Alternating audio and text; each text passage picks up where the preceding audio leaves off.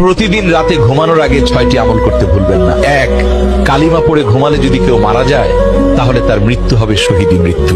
2, দুরূদ শরীফ পড়ে ঘুমালে মৃত্যুর পর দুরূদ হবে সুপারিশকারক। 3, ঘুমের দোয়া পড়ে ঘুমালে সারা রাত ইবাদতের সওয়াব পাওয়া যাবে।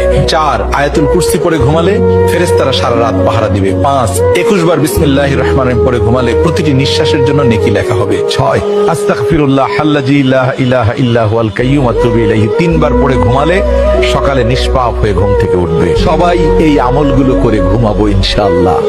প্রতিদিন রাতে ঘুমানোর আগে 6টি আমল করতে ভুলবেন না। 1, কালিমা পড়ে ঘুমালে যদি কেউ মারা যায় তাহলে তার মৃত্যু হবে শহীদি মৃত্যু। 2, দুরূদ শরীফ পড়ে ঘুমালে মৃত্যুর পর দুরূদ হবে সুপারিশকারক। 3, ঘুমের দোয়া পড়ে ঘুমালে সারা রাত ইবাদতের সওয়াব পাওয়া যাবে। 4, আয়াতুল কুরসি পড়ে ঘুমালে ফেরেশতারা সারা রাত পাহারা দিবে। 5, 21 বার বিসমিল্লাহির রহমানির রহিম পড়ে ঘুমালে প্রতিটি নিঃশ্বাসের জন্য নেকি লেখা হবে। 6, আস্তাগফিরুল্লাহ আল্লাযী লা ইলাহা ইল্লা হুয়াল কাইয়্যুম ওয়া আতুবু ইলাইহি 3 বার পড়ে ঘুমালে সকালে নিষ্পাপ হয়ে ঘুম থেকে উঠবে। সবাই এই আমলগুলো করে ঘুমাবো ইনশাআল্লাহ।